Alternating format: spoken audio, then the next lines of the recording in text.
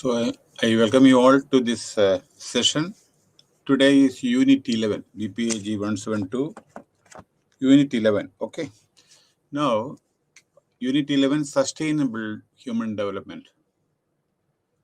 10 unit already cover ചെയ്തു. Okay, class എടുത്തുകൊണ്ടിരിക്കുന്ന suppose after you attend to this whatever lecture at a later stage, നിങ്ങൾ reading study materials നിങ്ങൾ refer ചെയ്യണം.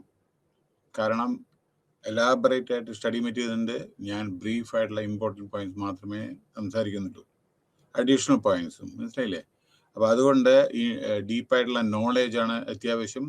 Text book വായിക്കണം. ഇത് again and again പറയാൻ കാരണങ്ങൾ വായിക്കുന്നില്ല. അപ്പോൾ അതുകൊണ്ട് ലാസ്റ്റിൽ നിങ്ങൾക്ക് ആൻസർ എഴുതാൻ, ക്വസ്റ്റ്യൻ ആൻസർ ചെയ്യാൻ നിങ്ങൾ വിഷമിക്കും. അപ്പോൾ ലെക്ചർ നിങ്ങൾ കേൾക്കും, മറക്കും.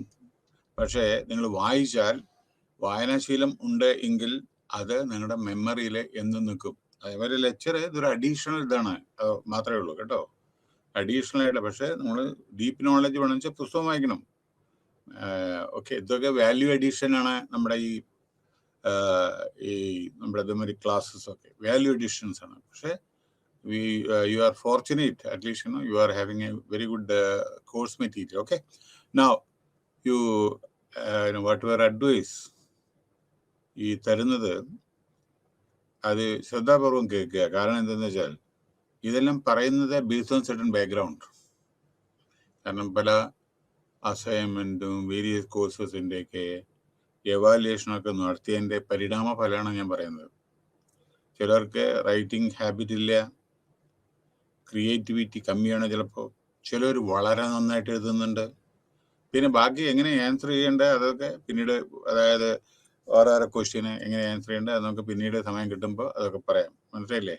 അല്ലാതെ കാഷ്വൽ അപ്രോച്ച് പാടില്ല, മാർക്ക് കിട്ടില്ല. ഓരോരോ ക്വസ്റ്റ്യനും ഇപ്പോൾ 20 മാർക്കാണെന്ന് വെച്ചാൽ 4-5 പേജെങ്കിലും എഴുതണം കേട്ടോ. അതേമാതിരി മാർക്കിൻ്റെ അടിസ്ഥാനത്തിലാണ് എഴുതേണ്ടത്. അല്ലാതെ ചിലവരുണ്ട് 20 മാർക്കേ ഉള്ളൂ, 70 പേജ് എഴുതേണ്ട ആവശ്യമില്ല. അതുകൊണ്ട് ചിലവർ 20 മാർക്കിന് 2 പേജ് എഴുതുന്നവരുണ്ട്, 20 മാർക്ക് കിട്ടില്ല. അറ്റ്ലീസ്റ്റ് ഒരു 4, 5, 6 പേജെങ്കിലും എഴുതിയാലേ 20 മാർക്ക് കിട്ടും. കാരണം എസ്പെഷ്യലി ഇന്ദിരാഗാന്ധി ഓപ്പൺ യൂണിവേഴ്സിറ്റിയിലെ അവരുടെ നിങ്ങളുടെ ആൻസർ ഷീറ്റിൽ 5-6 ലൈനേ ഉള്ളൂ, കുറച്ച് 5-8 ലൈനായിട്ടേ ഉള്ളൂ. അപ്പോൾ അതിങ്ങനെയാണ് അത്. അപ്പോൾ അതിൽ നിങ്ങൾ അറ്റ്ലീസ്റ്റ് 4-5 പേജ് അതിൻ്റെ എഴുതണം. കാരണം ചെറിയ ഷീറ്റാണത്. അപ്പോൾ അവിടെയാണ് 20 മാർക്ക് കിട്ടും. 100-ലാണ് 20 മാർക്ക്. മനസ്സിലായില്ലേ? അപ്പോൾ അതുകൊണ്ട് അതൊക്കെ ശ്രദ്ധിക്കണം. പിന്നെ വേറൊരു കാര്യം എന്താണെന്ന് വെച്ചാൽ ക്വസ്റ്റ്യൻ നമ്പർ ക്ലിയർ കട്ടായിട്ട് എഴുതണം. ക്വസ്റ്റ്യൻ നമ്പർ എഴുതുന്നില്ല ആളുകൾ, നമ്മൾ കണ്ടുപിടിക്കണം. ആരാ എവാലുവേറ്റ് ചെയ്യണമെന്ന് വെച്ചാൽ അവർ കണ്ടുപിടിക്കണം. ഏതാണ് ഈ ക്വസ്റ്റ്യൻ, ഏതാണത് ആൻസർ, അങ്ങനെയൊന്നും പാടില്ല.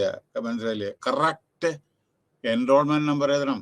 എൻറോൾമെന്റ് നമ്പർ എഴുതിയിട്ടില്ല എങ്കിൽ വളരെ ബുദ്ധിമുട്ടും, കമ്പ്യൂട്ടറാണ് എടുക്കില്ല.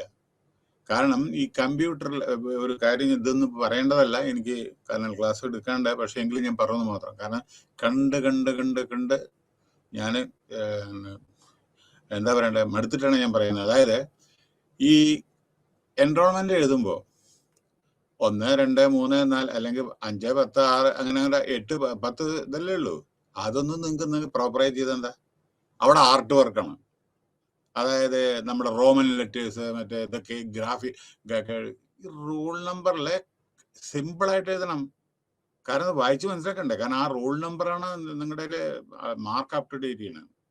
അപ്ഡേഷൻ അതാണ് ഉപയോഗിക്കുന്നത്. അത് ക്ലാരിറ്റി വേണ്ടേ? അത് 8 ആണോ 6 ആണോ 5 ആണോ ഒന്നും അറിയുന്നില്ല. സിമ്പിൾ ആ റോൾ നമ്പർ 1, 2, 3, 4 എന്നില്ലേ, അത് 10 വരെ ഉള്ളൂ, 10 ഇതല്ലേ ഉള്ളൂ. അത് കറക്റ്റായിട്ടൊന്ന് എഴുതുക. ഓവർ റൈറ്റിംഗ് അലൗഡ് അല്ല. കാരണം ആ ഓവർ റൈറ്റിംഗ് എഴുതുമ്പോൾ 6, 8 ആണോ 7 ആണോ ഒന്നും അറിയില്ല. ചിലപ്പോൾ 1-ന് പകരം ചിലപ്പോൾ 7 ഇടും ചിലരെ. റൂൾ നമ്പർ കറക്റ്റായിട്ട് എഴുതണം. എന്നാലാണ് എവാലുവേഷനൊക്കെ സാധിക്കൂ, പരീക്ഷയിലൊക്കെ. അവിടെ നമ്മൾ നമ്മുടെ ക്രിയേറ്റിവിറ്റി കാണിക്കരുത്, ആർട്ട് വർക്ക് കാണിക്കരുത്, എൻറോൾമെന്റ് നമ്പറും ഇതൊക്കെ എഴുതുന്ന സമയത്ത്. കാരണം ഞാൻ കാണാറുണ്ട്. അതുകൊണ്ടാണ് ഞാൻ പറയുന്നത്, വളരെ ബുദ്ധിമുട്ടിട്ടാണ് നമ്മൾ, you will be surprise that നമ്മൾ ഈ അസൈൻമെന്റ് എവാലുവേഷൻ ടൈമിലൊക്കെ കുട്ടികളുടെ എന്തോ ചിലപ്പോൾ ചില സമയത്ത് ടെലിഫോൺ നമ്പർ ഉണ്ടാവില്ലേ, മൊബൈൽ നമ്പർ. ആ മൊബൈൽ നമ്പർ കോൺടാക്ട് ചെയ്തിട്ടാണ് ഞാൻ ചോദിക്കുന്നത് നിങ്ങളുടെ പേരെന്താണ്, എന്താ നിങ്ങളുടെ എൻറോൾമെന്റ് നമ്പർ എന്ന്. കാരണം ഈ ബുക്ക് ഇതിൽ നിങ്ങളുടെ ഷീറ്റിൽ ലെജിബിൾ അല്ല, വായിക്കാൻ പറ്റില്ല. അപ്പൊ അങ്ങനെ കാരണം ഇതിനൊന്നും സമയം കിട്ടില്ല ആളുകൾക്ക്. ഈ എവാലുവേഷൻ ടൈമിൽ he got plenty of work. Anybody അവർക്ക് ഇത് അന്വേഷിക്കാൻ ഇല്ലെങ്കിൽ അവർ എവാലുവേറ്റ് ചെയ്യില്ല, അപ്ഡേറ്റ് ചെയ്യില്ല. പിന്നെ നിങ്ങളുടെ നോട്ട് കംപ്ലീറ്റഡ് എന്ന് കാണിക്കും. അപ്പൊ അതുകൊണ്ടാണ് ഞാൻ പറഞ്ഞത് ഇതൊക്കെ ശ്രദ്ധിക്കുക. ഓരോരോ കാര്യങ്ങളും ഈ ഓരോന്ന് പറയണതൊക്കെ ബിസിനസ് ഇട്ടും background. No sustainable development. Okay, അടുത്ത ചാപ്റ്റർ യൂണിറ്റ് 11. എന്താണ് സുസ്ഥിരമായ ഡെവലപ്മെന്റ് ആണ് നമുക്ക് ആവശ്യം. രാജ്യത്തിനായിക്കോട്ടെ, സ്റ്റേറ്റിനായിക്കോട്ടെ, ലോകത്തിനായിക്കോട്ടെ. മനസ്സിലായില്ലേ? എല്ലാം വികസിച്ചാലല്ലേ ജനങ്ങൾക്ക് അതിന്റെ ഗുണങ്ങൾ കിട്ടും. അല്ലാണ്ട് നമ്മുടെ സംസ്ഥാനം മാത്രം വികസിച്ചാൽ മതിയോ? മറ്റുള്ള സംസ്ഥാനം വികസിക്കണ്ടേ? നമ്മുടെ രാജ്യം മാത്രം അങ്ങോട്ട് വികസിച്ച പോലെ മറ്റുള്ള രാജ്യങ്ങൾ വികസിക്കണ്ടേ? കാരണം അതിന് ഗുണങ്ങളുണ്ടായിരിക്കും. കാരണം അവിടുത്തെ പ്രൊഡക്റ്റ് ഇവിടെ, ഇവിടുത്തെ പ്രൊഡക്റ്റ് അവിടെ, നമ്മുടെ കാര്യം അങ്ങോട്ട് എക്സ്പോർട്ട് ചെയ്യും, അവിടുത്തെ കാര്യം ഇങ്ങോട്ട്. അപ്പൊ അങ്ങനെയൊക്കെ ചിലപ്പോൾ ചീപ്പ് റേറ്റിൽ നമുക്ക് കിട്ടും. ബെസ്റ്റ് ക്വാളിറ്റി ശരിക്കും ബെസ്റ്റ് ക്വാളിറ്റി ഐറ്റംസ് ആണ് എക്സ്പോർട്ടും ഇമ്പോർട്ടിലും ഉപയോഗിക്കൂ. അപ്പൊ നമുക്ക് നല്ല നല്ല ക്വാളിറ്റി കിട്ടും. അങ്ങനെ നല്ല കോമ്പറ്റേറ്റീവ് ടേംസ് ആയിരിക്കും ചില സമയത്ത്. അപ്പോ all-round development is very very. അതായത് സുസ്ഥിരമായ ഡെവലപ്മെന്റ്. അല്ലാണ്ട് രണ്ടു കൊല്ലം ഡെവലപ്മെന്റ് ഉണ്ട്, അത് കഴിഞ്ഞ് ഉറക്കം ഒന്നും ചെയ്തില്ല, പിന്നെ പോയി. അത് കൺസിസ്റ്റന്റ് പെർഫോമൻസ് വേണം സ്റ്റേറ്റിലൊക്കെ. അതിനാണ് ഏബിൾ ലീഡർഷിപ്പ് എല്ലാം സ്റ്റേറ്റിലും രാജ്യത്തും ഒക്കെ വേണ്ട. കാരണം ഒരിക്കലും അതിൽ ഇന്ററപ്ഷൻ പാടില്ല. കാരണം എന്താണെന്ന് വെച്ചാൽ വെൽഫെയർ ആണ് പല അതും. അത് ഓൺഗോയിങ് പ്രോസസ്സാണ്, അത് നടന്നുകൊണ്ടേയിരിക്കണം. ഇൻഫ്രാസ്ട്രക്ചർ ഫെസിലിറ്റി ഡെവലപ്പ് ചെയ്തുകൊണ്ടിരിക്കണം. എംപ്ലോയ്മെന്റ് ഓപ്പർച്യൂണിറ്റി, സ്കിൽ ഡെവലപ്മെന്റ്, ഇതൊക്കെ നടന്നുകൊണ്ടിരുന്നാൽ മാത്രമേ. അതേമാതിരി ഹ്യൂമൻ നോളജ് മാനേജ്മെന്റ്. അതായത് നമ്മുടെ കോളേജിൽ നിന്ന് യൂണിവേഴ്സിറ്റിയിൽ നിന്നൊക്കെ ആയിരക്കണക്കിന് ലക്ഷക്കണക്കിന് കുട്ടികളാണ് നമ്മുടെ എന്താ പറയണ്ടേ പുറത്തിറങ്ങുന്ന ഒരു കൊല്ലം. Several thousand. അതായത് 70ഓളം യൂണിവേഴ്സിറ്റി ഉണ്ട്. മറക്കരുത്, ഒരു യൂണിവേഴ്സിറ്റിയില് 750-800 കോളേജ് അഫിലിയേറ്റഡ് ആണ്. ചിലത് ഉസ്മാനിയ യൂണിവേഴ്സിറ്റി ഇപ്പോഴത്തെ സ്ഥിതി എനിക്കറിയില്ല. 700-800 കോളേജ് അഫിലിയേറ്റഡ് ആയിരുന്നു അത് നമ്മുടെ ഉസ്മാനിയ യൂണിവേഴ്സിറ്റി. ഒരു യൂണിവേഴ്സിറ്റിയുടെ കാര്യം ഞാൻ പറയുന്നത്.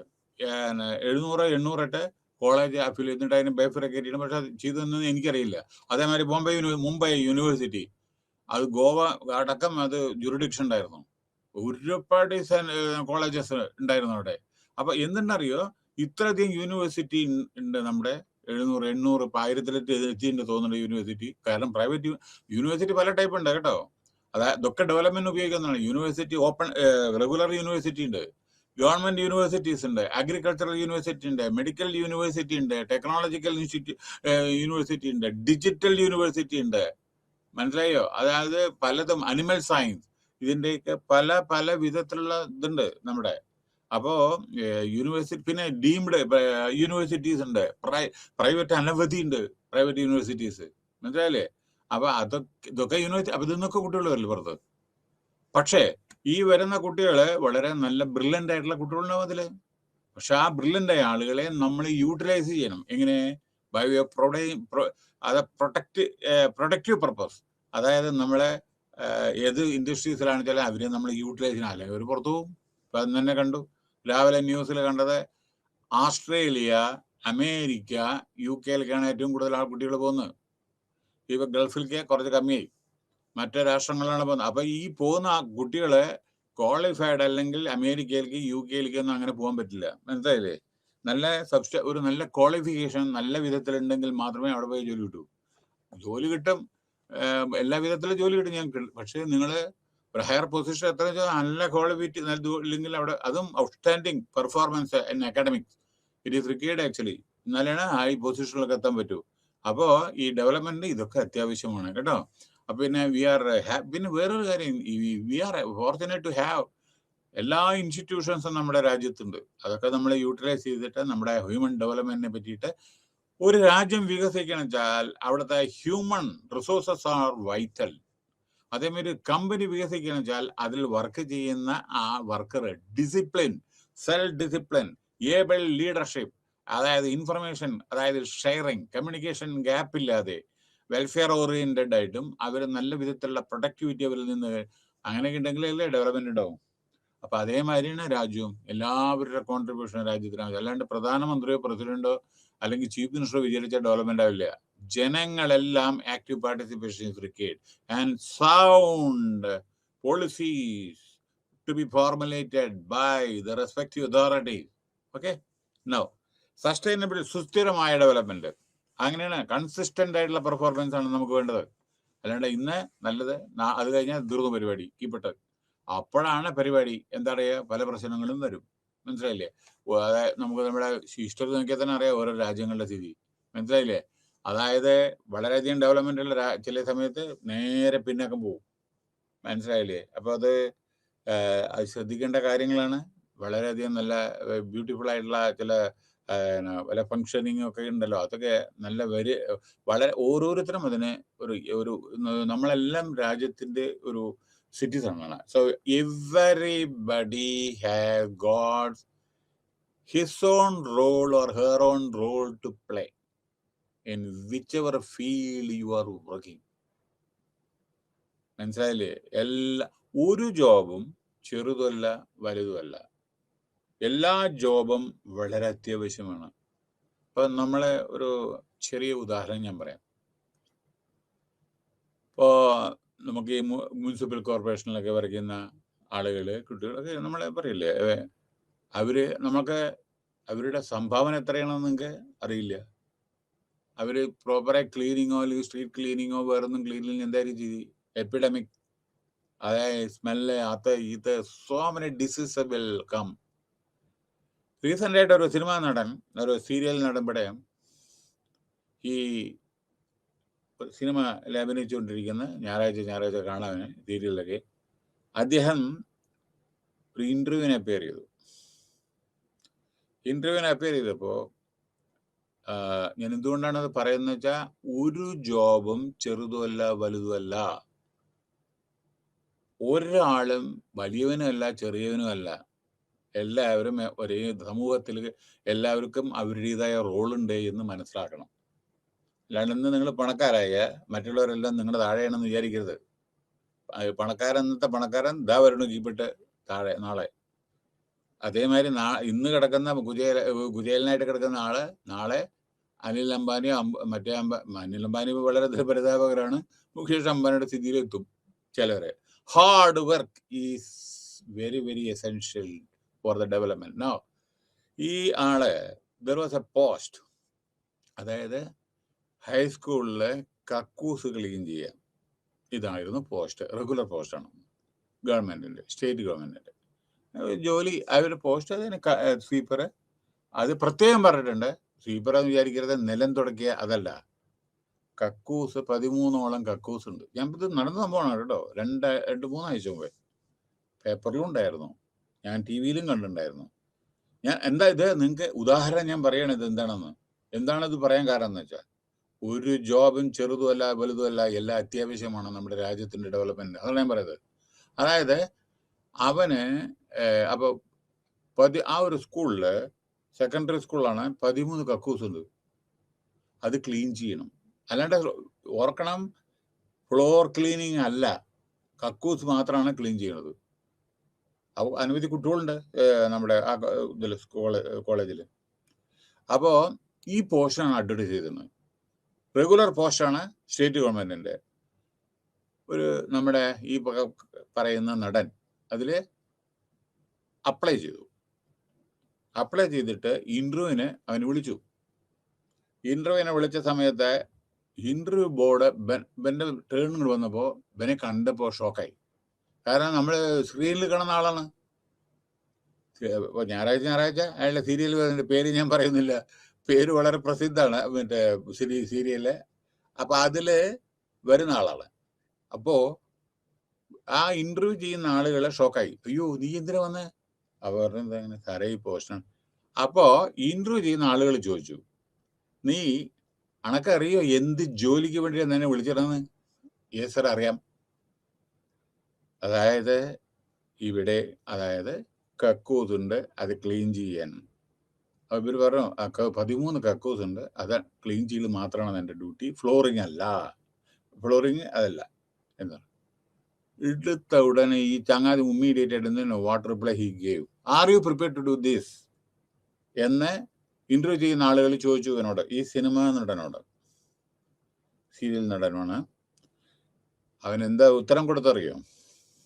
അതാണ് ഇന്റർവ്യൂവിൽ എങ്ങനെ പ്രസന്റ് ചെയ്യേണ്ടതെന്ന് അറിയണം, ഉത്തരിക്കാൻ നിങ്ങളുടെ കമ്മ്യൂണിക്കേഷൻ ടു ദ പോയിന്റ്. അയാൾ പറഞ്ഞു, കക്കൂസ് ക്ലീൻ ചെയ്യുന്നില്ലേ ആണ് സാറേ, എനിക്കറിയാം. മഹാത്മാഗാന്ധി രാഷ്ട്രപിതാവും ഇത് ചെയ്തിട്ടുണ്ട്. അപ്പൊ എനിക്ക് എന്തുകൊണ്ട് ചെയ്തുകൂടാ? ഒന്ന്. രണ്ടാമത്, സപ്പോസ് ഞാനിത് റിഫ്യൂസ് ചെയ്ത് വിചാരിക്കുക, വേറെ ഒരാൾ ചെയ്യലത്, വേറെ ആൾക്ക് ചെയ്തല്ലേ പറ്റൂ. അപ്പൊ അവന് ചെയ്യാണെച്ചാൽ എനിക്ക് എന്തുകൊണ്ട് ചെയ്തുകൂടാ? പിന്നെ ഇത് റെഗുലർ എംപ്ലോയ്മെന്റ് ആണ്. പിന്നെ സിനിമയിലും സീരിയലും അഭിനയിക്കുന്നത് ഇന്നുണ്ട് നാളെ വിളിക്കണമെന്നില്ല, ഒരു പെർമനന്റ് അല്ലല്ലോ. ആയതുകൊണ്ട് ഒരു റെഗുലർ എംപ്ലോയ്മെന്റ് എൻ്റെ ജീവിതം മുമ്പാക്കം എൻ്റെ ഫാമിലിയെ സംരക്ഷിക്കാൻ അത്യാവശ്യമാണ്. അതിനു വേണ്ടി ആണ് ഞാൻ വന്നത്. Next day he got appointment letter from public service commission. മനസ്സിലായോ? അപ്പോൾ ഇത് എന്താ മനസ്സിലാവണം, ഓരോരോ ജോബിന്റെയും ഓരോ പ്രത്യേകതയുണ്ട്. എല്ലാ ജോബും നമ്മുടെ സമൂഹത്തിന് ആവശ്യമുണ്ട്, ആവശ്യമാണ്. Whether it carpenter, whether it electrician, whether it something everything. ഒരു ഇതും നമുക്ക് ഡിഗ്രേഡ് ചെയ്തിട്ട് കാണരുത് ആണ്. അപ്പോൾ എനിവേ നൗ ഹിയർ ഇവരൊക്കെ ഡെവലപ്മെന്റിന് വേണ്ടി സംഭാവന ചെയ്യുന്നവരാണ്. നോക്കിയപ്പോൾ ഇവരിത് ചെയ്തില്ല വിചാരിക്കുക. അപ്പോൾ കോളേജിൽ ടോയ്ലറ്റ് ക്ലീൻ ചെയ്തില്ല വിചാരിക്കുക, ബസ് സ്റ്റാൻഡിൽ ഇതേമാതിരി എന്തായിരിക്കും സ്ഥിതി അവിടെ ചെന്നാൽ? അത് ഈ കോവിഡ് ടൈമിലൊക്കെ അതേമാതിരി ഉള്ളത്. വേറെ പല അസുഖങ്ങൾ വരും. ഇപ്പതാ കണ്ടു മങ്കി പോക്സ്, അതേമാതിരിയുള്ള പകർച്ചവ്യാധികൾ വരും. അപ്പൊ അവിടെയൊക്കെ അവരും ഓരോരോ വിധത്തിലുള്ള, അപ്പൊ നമ്മുടെ ഹ്യൂമൻ ഡെവലപ്മെന്റ്, നമ്മുടെ ഹെൽത്ത് ഡെവലപ്മെന്റിന് വേണ്ടിയിട്ടല്ലേ അവരൊക്കെ ചെയ്യുന്നത്. അപ്പൊ അങ്ങനെ ഈ സസ്റ്റൈനബിൾ ഹ്യൂമൻ ഡെവലപ്മെന്റ് പറഞ്ഞാൽ ഇത് കൺസിസ്റ്റന്റ് ആയിരിക്കണം. അല്ലാണ്ട് ഒരു ദിവസം ചെയ്തിട്ട് പിറ്റേ ദിവസം ചെയ്യാതിരിക്കല്ല. Is a combination of two components, sustainable development and human development. It is a desirable objective that aims to be socially inclusive, bring about socio-economic prosperity and intergenerational equity. A working definition of sustainable human development, sustainable social development, okay, human development, അതായത് SHD refers to അതായത് ഈക്വിറ്റബിൾ human, എല്ലാവരുടെയും social development, എല്ലാവർക്കും വികസനം. അല്ലാണ്ട് നമ്മളെ ഭക്ഷണം കഴിച്ചിട്ട് അടുത്ത വീട്ടിലത്തെ ആളുകൾ ഭക്ഷണം കഴിച്ചില്ല ശരിക്കും എന്താ പ്രയോജനം? നമുക്ക് സന്തോഷം ഉണ്ടാവോ? ഞാൻ ഭക്ഷണം കഴിച്ചു, മറ്റുള്ളവർ ഭക്ഷണം കഴിച്ചില്ലെങ്കിൽ എന്ത് സന്തോഷം ഉണ്ടാവുക? അങ്ങനെയല്ല. ഡെവലപ്മെന്റ് എല്ലായിടത്തും വേണം, അവർക്കും വേണം ഡെവലപ്മെന്റ്. അപ്പോൾ according to this SHD, okay, involves the SHD എന്താ ഇതിൽ എഴുതിയിട്ടുണ്ട് കേട്ടോ, sustainable human development, SHD, sustainable human development. So the condition also to be attainable for future generations. According to this, SHD involve the prevention of deprivation of basic and the human needs. എന്തൊക്കെയാണ്? വായു, ശുദ്ധവായു, വെള്ളം, ഭക്ഷണം, shelter, മനസ്സിലായില്ലേ? അത് കഴിഞ്ഞിട്ട് നമ്മുടെ സൊസൈറ്റിയിലെ security, നമ്മൾക്ക് ജീവിക്കാനുള്ളത്, ഒരു നല്ല ജോബ്, അതേമാതിരിയുള്ള ഹാപ്പിനെസ്, ഇതൊക്കെയാണ്. അത് കഴിഞ്ഞിട്ട് എന്താണ് പറയുന്നത്? നമുക്ക് സമൂഹത്തിലുള്ള എസ്റ്റീം, അതായത് സമൂഹത്തിലുള്ള ഒരു സ്ഥാനം. കാരണം അവൻ അഡ്വക്കേറ്റ് ആണ്, അവൻ ഡോക്ടറാണ്, അവൻ പ്രൊഫസറാണ് എന്ന് പറയുമ്പോൾ അതിൻ്റെ സമൂഹത്തിൽ നമുക്ക് നമ്മുടേതായ ഒരു സ്ഥാനം. അപ്പൊ അതിനു വേണ്ടിയിട്ടാണല്ലോ നമ്മൾ പഠിക്കുന്നതും പ്രവർത്തിക്കുന്നതും സമ്പാദിക്കുന്നതും, അല്ലേ? അത് കഴിഞ്ഞിട്ടാണ് നെക്സ്റ്റ് സെൽഫ് ആക്ച്വലൈസേഷൻ, അതായത് അവസാനത്തെ നിങ്ങൾ പ്രതീക്ഷിച്ചത് കൈവരിക്കുക. See, I want to become the prime minister of India. Yes, ഒരു പൊളിറ്റീഷ്യന്റെ അംബിഷനാണ്. Yes, I want to become president. അല്ലെങ്കിൽ ഇല്ലല്ലോ. അല്ലെങ്കിൽ I want to become a chief executive of the company. Yes, അപ്പൊ അതിനൊരു അംബിഷൻ വേണം, വിഷൻ വേണം, അതിന് ഹാർഡ് വർക്ക് വേണം. അല്ലാണ്ട് എത്തില്ലല്ലോ. ഞാൻ I want to appear for civil service examination. Suppose എനിക്ക് സിവിൽ IAS ആവണം, അതിന് നിങ്ങൾ ഫോക്കസ് ചെയ്യണ്ടേ? ഇപ്പോൾ നമുക്ക് പറ്റുന്ന പല കുട്ടികളും ഇപ്പം ഇന്നലെ ഇതേമാതിരി ക്ലാസ് എടുത്ത് ഞാൻ താഴത്ത് എത്തുമ്പോൾ തന്നെ ഒരു കുട്ടി എന്നോട് ചോദിച്ചു, സാറെ സിവിൽ സർവീസ് പരീക്ഷയ്ക്ക് എഴുതണം, അത് വേണം, ഇത് വേണം. അപ്പം ഞാൻ ചോദിച്ചു, നിങ്ങൾ എന്താപ്പം ചെയ്യുന്നത്? അപ്പം ഞാൻ പബ്ലിക് സർവീസ് കമ്മീഷന് ശ്രദ്ധിക്കണം കേട്ടോ, ഇത് കേൾക്കണേ. പബ്ലിക് സർവീസ് കമ്മീഷന് പ്രിപ്പയർ ചെയ്തിട്ടുണ്ട്, ബാങ്കിങ് പരീക്ഷയ്ക്ക് പ്രിപ്പയർ ചെയ്തിട്ടുണ്ട്, IASന്റെ സിവിൽ സർവീസിന്. ഞാൻ പറഞ്ഞു, ഈ മസാല ഇതൊന്നും ആവശ്യമില്ല, ഒറ്റ കാര്യത്തിൽ ഫോക്കസ് ചെയ്യൂ, അല്ലെങ്കിൽ ഒന്നും പാസ്സാവില്ല. സിവിൽ സർവീസിന് നിങ്ങൾ പരീക്ഷ നിങ്ങൾ അതിൽ തന്നെ നിങ്ങൾ ഫോക്കസ് ചെയ്യണം. അല്ലാണ്ട് എന്താ കാരണം വെച്ചാൽ മൂന്ന് വിധത്തിലാണ്. അപ്പൊ നിങ്ങൾ ഇതും കോൺസെൻട്രേറ്റ് ചെയ്യില്ല, അതിലും കോൺസെൻട്രേറ്റ് ചെയ്യില്ല, അതിലും കോൺസെൻട്രേറ്റ് ചെയ്യില്ല. അപ്പൊ നിങ്ങളുടെ എന്താ അംബിഷൻ വെച്ചാൽ അതിൽ ആദ്യം ഫോക്കസ് ചെയ്യുക. ഫോക്കസ്. ഒരു നമുക്ക് ഡിഗ്രിയോ എന്തെങ്കിലും വേണച്ചാൽ, അല്ലെങ്കിൽ നല്ല ഒരു പദവി വേണമെച്ചാൽ അതിനുവേണ്ടി ഫോക്കസ് ചെയ്യുക. ഇപ്പൊ ഞാനൊരു ഉദാഹരണം പറയാം. when I was working in Chandigarh, Punjab, there was a chartered accountant. മനസ്സിലായോ? ആൻഡ് അപ്പോൾ അയാൾ മാനേജർ, അയാൾ ഡെപ്യൂട്ടി മാനേജർ, അല്ല ഓഫീസർ ആയിരുന്നു, sorry, senior accounts officer, chartered accountant, mini decades ago കേട്ടോ. അപ്പോൾ അയാള് പറഞ്ഞു, ഞാൻ 3 കൊല്ലം കഴിഞ്ഞിട്ട് ഞാൻ ഡെപ്യൂട്ടി മാനേജറാവും, പിന്നെ 3 കൊല്ലം കഴിഞ്ഞാൽ ഞാൻ മാനേജറാവും, പിന്നെ 3 കൊല്ലം കഴിഞ്ഞാൽ ഡെപ്യൂട്ടി ജനറൽ മാനേജറാവും, പിന്നെ ഞാൻ 3 കൊല്ലം കഴിഞ്ഞാൽ ജനറൽ മാനേജറാവും, അത് കഴിഞ്ഞിട്ട് ഞാൻ എക്സിക്യൂട്ടീവ് ഡയറക്ടർ, ഞാൻ 38ാമത്തെ വയസ്സിൽ ഞാൻ ഡയറക്ടറാവും. നോക്കൂ അയാളുടെ എങ്ങനെയാണ് വിഷൻ നോക്കിക്കോളും. അതിനു വേണ്ടി പലതും നമ്മൾ സാക്രിഫൈസ് ചെയ്യുക, അതിന് പ്രവർത്തിക്കും വേണ്ടി വരും. ചിലപ്പോൾ ക്വാളിഫിക്കേഷൻ അഡീഷണൽ ആയിട്ടും വേണ്ടി വരും. അപ്പോൾ അതിനുവേണ്ടിയൊക്കെ നമ്മൾ ശ്രദ്ധിക്കുക. സോ അങ്ങനെയാണ് സെൽഫ് ഡെവലപ്മെന്റും. അപ്പോൾ ഇൻഡിവിജ്വൽ വാല്യൂസ്, പിന്നെ social grouping, organisation, varying size, scope, safeguard public, social and എൻവയോൺമെന്റൽ goods over time and across location, resolving conflict, ഓരോരോ കോൺഫ്ലിക്ട് വരുമ്പോൾ റിസോൾവ് ചെയ്യുക, between competing interests and needs through the creation of cooperative, social, political, economic, environmental institutions.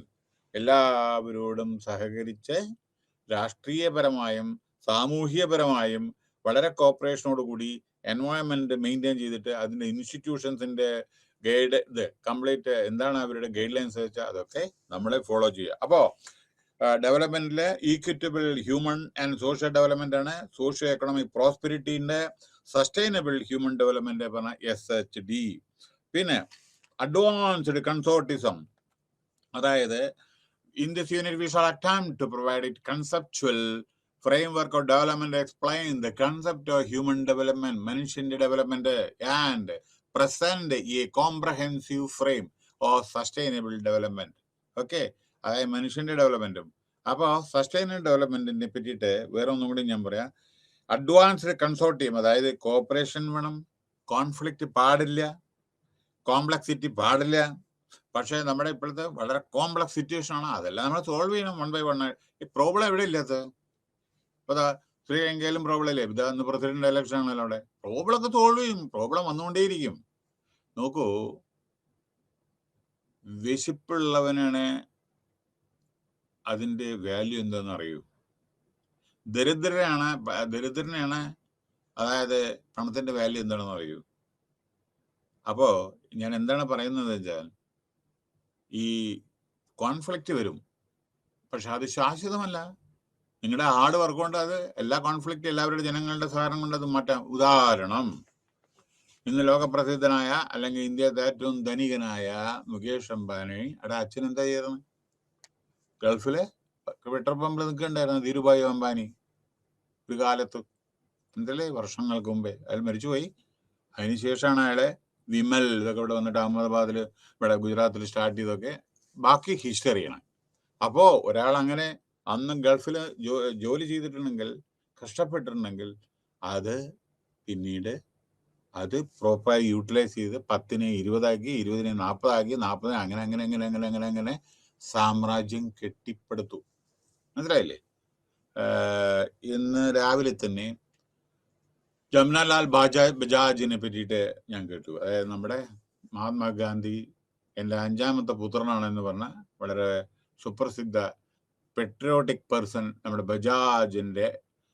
Bajaj group of ഇൻഡസ്ട്രീസിന്റെ സ്ഥാപകൻ ജംനാലാൽ ബജാജ്.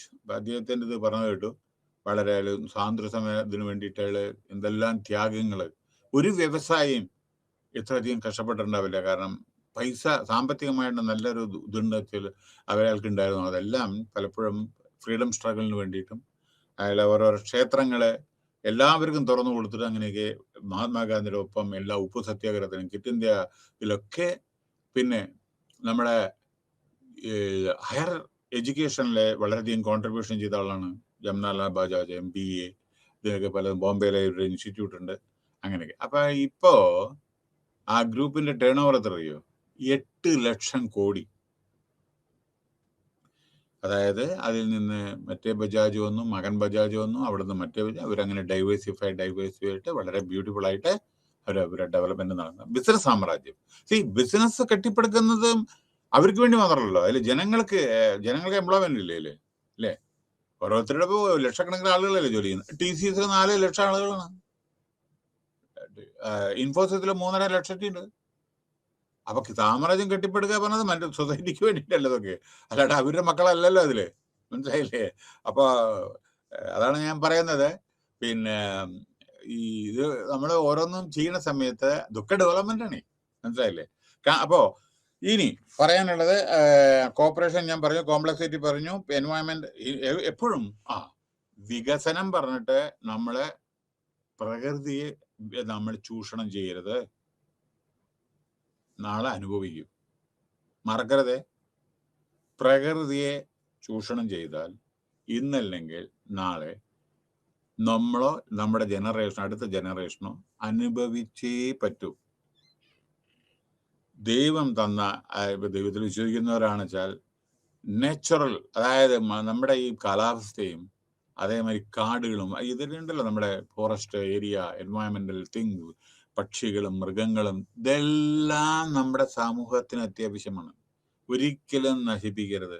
നശിപ്പിച്ചാൽ അതിന്റെ പ്രത്യാഘാതം, കാട് വെട്ടിത്തെളിച്ചാൽ മഴയുണ്ടാവില്ല, മഴയില്ലെങ്കിൽ നദിയിൽ വെള്ളം ഉണ്ടാവില്ല, നദിയിൽ വെള്ളം ഉണ്ടെങ്കിൽ ഡ്രിങ്കിങ് വാട്ടർ ഉണ്ടാവില്ല, മനസ്സിലായില്ലേ?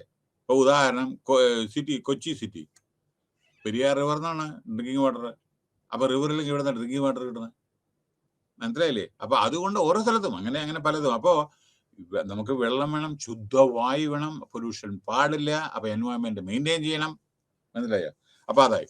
ഇനി sustainable development conceptual frame, United Nations പല സമയത്തും അവർ പല ഗൈഡ് ലൈൻസ് ഇഷ്യൂ ചെയ്യുന്നുണ്ട്. നോക്കൂ, എൻവയോൺമെന്റില് അവരുടെ പല വിധത്തിലുള്ള ഇൻഇക്വിറ്റബിൾ, ഞാൻ പറഞ്ഞില്ലേ, ഡിസ്ട്രിബ്യൂഷൻ, പിന്നെ പോപ്പുലേഷന്റെ ഗ്രോത്ത്, അത് കൺട്രോൾ ചെയ്യണം. പോപ്പുലേഷന്റെ ഇന്ത്യ ഇപ്പൊ പറഞ്ഞല്ലോ ഞാൻ 2ാം സ്ഥാനമാണ്, അടുത്ത് തന്നെ 2-3 കൊല്ലത്തിനുള്ള 1ാം സ്ഥാനത്തിലെത്തും. അപ്പൊ എന്താ ചെയ്യേണ്ടത് എന്താന്ന് വെച്ചാൽ അവരുടെ പാർപ്പിടം, എഡ്യൂക്കേഷണൽ ഫെസിലിറ്റീസ്, പിന്നെ അതേമാതിരി ഹെൽത്ത്, ഇതിന്റെ ഹോസ്പിറ്റൽസ്, ഇതൊക്കെ വേണ്ടി വരില്ലയോ? അതിനുള്ള ഇൻഫ്രാസ്ട്രക്ചർ ഫെസിലിറ്റീസ് ഒക്കെ നമ്മൾ ഡെവലപ്പ് ചെയ്യണം. അപ്പൊ population control is also essential, മനസ്സിലായില്ലേ? അതല്ലെങ്കിൽ നമ്മൾ തിങ്ങിപ്പാർക്കുന്ന സ്ഥലത്തൊക്കെ നിങ്ങൾക്ക് അറിയില്ലേ, ബോംബെയിലൊക്കെ ധാരാവി അതേമാതിരിയുള്ള സ്ഥലങ്ങളൊക്കെ തിങ്ങിപ്പാർക്കുന്ന, അല്ലേ? ഏഷ്യയിലെ ഏറ്റവും വലിയ സ്ലം ഏരിയയാണ് ബോംബെയിലെ ധാരാവി. നിങ്ങൾക്കൊക്കെ അറിയാം, ഇതിൽ കേൾക്കുന്ന പലർക്കും അറിയാം എങ്ങനെയാണ്, എവിടെയാണ് സ്ഥിതി ചെയ്യുന്നത്. ആർക്കെങ്കിലും ബോംബെയിൽ വർക്ക് ചെയ്യുന്നവർക്ക് അറിയാം. 4 പുറം എന്താ പറയണ്ടേ, ഡ്രെയിനേജും മറ്റു ബോംബെയിലത്തെ മുഴുവൻ മാലിന്യങ്ങൾ നിറഞ്ഞ വെള്ളമാണ് 4 പുറം. അതിൻ്റെ നടുക്കിലാണ് ഈ ആളുകൾ താമസിക്കുന്നത്, മനസ്സിലായില്ലേ? അപ്പോൾ ശുദ്ധവായു, ശുദ്ധവെള്ളം, അതേമാതിരി പോപ്പുലേഷൻ കൂടിയ ഡെൻസിറ്റി ഓഫ് പോപ്പുലേഷൻ ഉണ്ടായി എന്നുണ്ടെങ്കിൽ നിങ്ങൾക്ക് നിങ്ങളുടെ ഡെവലപ്മെന്റ് നടക്കില്ല, റോഡ് ഉണ്ടാക്കാൻ പറ്റില്ല. അവർക്കൊക്കെ ഈ താമസിക്കുന്നവർക്കൊക്കെ ഇലക്ട്രിക് സപ്ലൈ എവിടെ നിന്ന് കൊടുക്കുക? പോസ്റ്റ് നാട്ടൻ സ്ഥലം ഉണ്ടാവില്ല അവിടെ. അങ്ങനെ അടുത്തടുത്തടുത്തടുത്ത് ഇതായിരിക്കും അവർക്ക്. ഈവൻ ഇലക്ട്രിസിറ്റി ഇല്ലെങ്കിൽ എല്ലാവരും പുറത്തിറങ്ങി നിൽക്കും, കാരണം അവർക്ക് ഒരു ചെറിയ റൂം ഉണ്ടാവും ചിലപ്പോ. അപ്പോ ഇതെല്ലാം നമ്മളെ ശ്രദ്ധിക്കണം. പിന്നെ യെസ്, എൻവയോൺമെന്റൽ ഡെപ്ലീഷൻ, അതായത് നമുക്കറിയാലോ, അതായത് പൊല്യൂഷൻ കൊണ്ട് നമ്മുടെ എൻവയോൺമെന്റ് ശരിയല്ലാത്ത ചില കാര്യങ്ങളൊക്കെ ഉണ്ടല്ലോ, അതിനെ പറ്റിയിട്ടാണ്. പിന്നെ UNCED ഇതിലുണ്ട്. UNCED എന്താണെന്ന്, എൻവയോൺമെന്റൽ ഡെവലപ്മെന്റ്. അപ്പോൾ യുണൈറ്റഡ് നേഷന്റെ ഏജൻസിയാണത്. പിന്നെ ഇനി ഞാൻ പറയാൻ പോകുന്നത് എന്താണ് ബ്രഡ്ലാൻഡ് റിപ്പോർട്ട് ഉണ്ടോ? അതിൽ നോക്കട്ടെ. ഉണ്ടോ നോക്കട്ടെ, ഒരു മിനിറ്റ്, ഇതിലുണ്ടോ? ഓക്കെ, എങ്കിലും ഞാൻ പറയാം. ബ്രഡ്ലാൻഡ് റിപ്പോർട്ട് എന്ന് വെച്ചാൽ, ബ്രഡ്ലാൻഡ് എന്ന് വെച്ചാൽ അദ്ദേഹത്തിന്റെ ഒരു കമ്മീഷൻ റിപ്പോർട്ടിന്റെ recognise that have resources development in the form of poverty reduction. Poverty reduction വേണം, ജെൻഡർ ഈക്വിറ്റി വേണം, വെൽത്ത് റീഡിസ്ട്രിബ്യൂഷൻ വേണം. അതായത് പണം മുഴുവൻ അറിയില്ലേ, ഇന്ത്യയിലെ മുഴുവൻ ടോട്ടൽ പണം 10-20 ആളുടെ കയ്യിലാണ് ടോട്ടല്. എന്താ അതുകൊണ്ട് പ്രയോജനം? അപ്പൊ equal distribution of wealth is also required. Okay. പിന്നെ കൺസർവേഷൻ ആൻഡ് എൻവയോൺമെന്റൽ ലിമിറ്റ്സ് ടു എക്കണോമിക് ഗ്രോത്ത്. പിന്നെ ഇൻഡസ്ട്രിയലൈസ്ഡ് ആൻഡ് ഇൻഡസ്ട്രിയലൈസേഷൻ. അതിൽ നമ്മളത് ഏത് ഇൻഡസ്ട്രി സ്ഥാപിക്കണമെന്ന് അറിയണം. ഓരോ സ്ഥലം നോക്കിയിട്ട് വേണം ഓരോ ഇൻഡസ്ട്രി സ്ഥാപിക്കാൻ. ഡെൻസിറ്റി ഓഫ് പോപ്പുലേഷൻ നടക്കില്ലേ കൊണ്ടുപോയിട്ട് നിങ്ങൾ ഫാർമസ്യൂട്ടിക്കൽ കമ്പനി വെച്ചാലോ അതിന്റെ സ്മെല്ലും മറ്റൊക്കെ കണ്ട അലർജി, കുട്ടികൾക്ക് രാത്രി ഉറക്കം വരില്ല, അതേമാതിരി സ്മെല്ല്, ഇതൊക്കെ വരില്ലേ അതിന്റെ. അപ്പൊ നോക്കണം ഏത് ഇൻഡസ്ട്രിയാണ് അവിടെ പറ്റുക, അതേ പറ്റൂ. മനസ്സിലായില്ലേ? Today human development approach consist 2 dimensions. ഏറ്റവും ലോങ് ആൻഡ് ഹെൽത്തി ലൈഫാണ് നമുക്ക് വേണ്ടത്. ലോങ് അതുണ്ട്. അതായത് ഇപ്പോഴത്തെ മരണനിരക്ക് 60-70 വയസ്സ് വരെ ഉണ്ട്. പണ്ടൊക്കെ 30 വയസ്സിലാണ് മരിച്ചിരുന്നത്.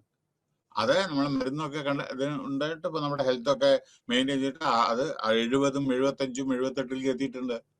പിന്നെ നോളജ് പറയേണ്ട ആവശ്യമില്ലല്ലോ. ഡയറക്റ്റ് സ്റ്റാൻഡേർഡ് ഓഫ് ലിവിങ്, വളരെ നല്ല സ്റ്റാൻഡേർഡ് ഓഫ് ലിവിങ് ആവശ്യമാണ്. സ്റ്റാൻഡേർഡ് ഓഫ് ലിവിങ് പറഞ്ഞാൽ സുഖസമൃദ്ധി അതല്ല, ജീവിക്കാൻ ഉള്ള പരിതസ്ഥിതി. നമ്മളെ പണത്തിന് വേണ്ടി ജീവിക്കരുത്. ജീവിക്കാൻ പണം ആവശ്യമാണ്, അല്ലാണ്ട് പണത്തിന് വേണ്ടി ജീവിക്കരുത്.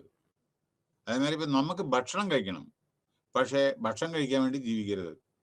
അപ്പൊ നമ്മൾ എന്തിന്റെ അർത്ഥം? What is required. അതുകൊണ്ട് നിങ്ങൾ ഹാപ്പി ആവുക, ഓവർ ആങ്ഷ്യസ് ആവാതിരിക്കുക, അംബിഷൻ കൂടുതലില്ലാതിരിക്കുക. കാരണം അത് ചില സമയത്ത് അനർത്ഥത്തിൽ പോവും. കാരണം അറിയാലോ, ഞാൻ പെട്ടെന്നൊരു കോടീശ്വരനാവണമെന്ന് പറയാൻ എന്താ പിന്നീട് ഒരു സ്ഥിതി വരിക നമുക്കറിയാലോ. ചില സമയത്ത് ചിലപ്പോൾ ലക്കായിരിക്കും. ഓക്കെ. അപ്പൊ അങ്ങനെ.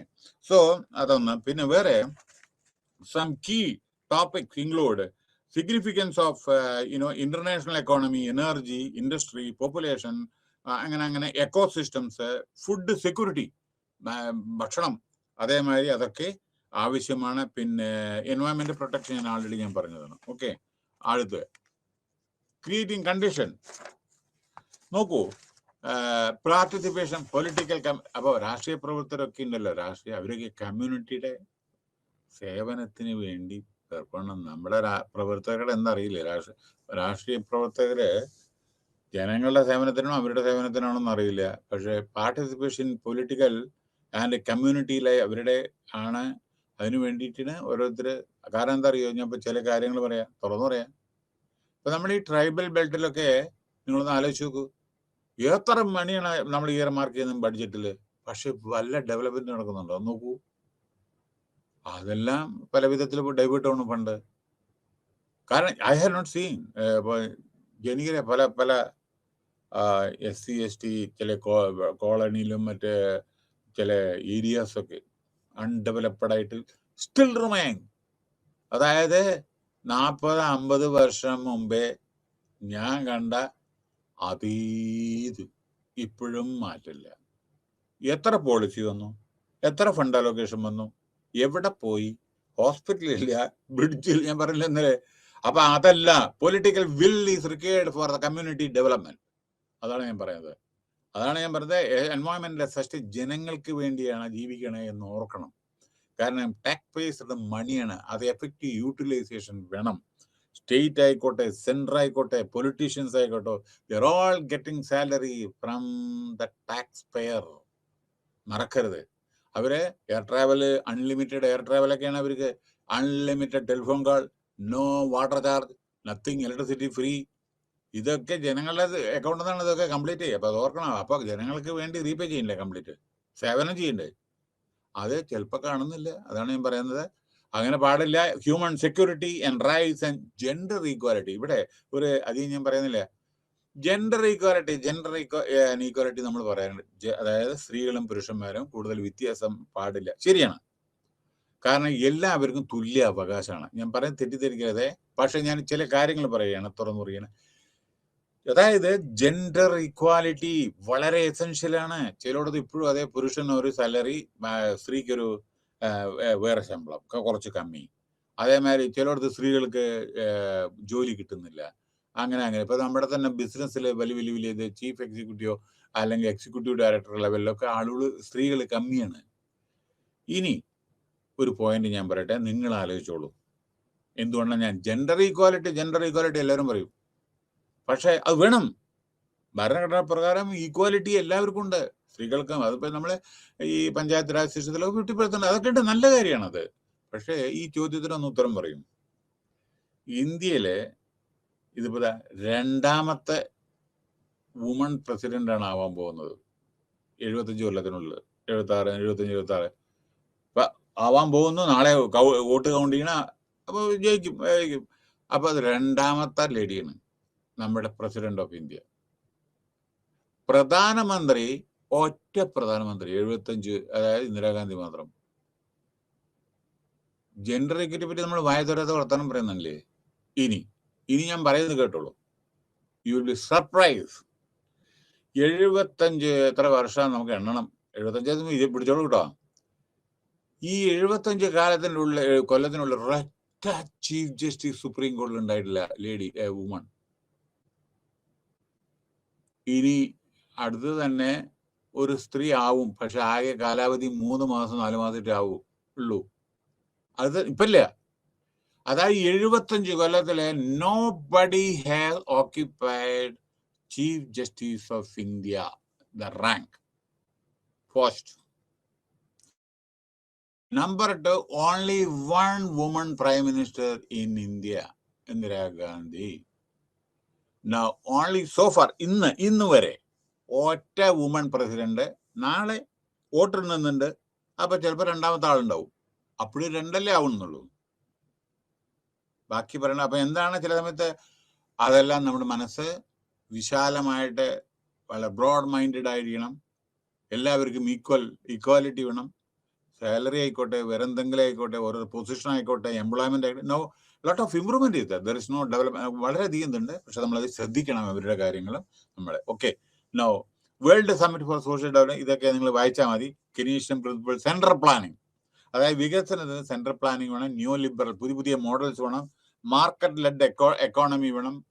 പിന്നെ 17 സസ്റ്റൈനബിൾ ഡെവലപ്മെന്റിന്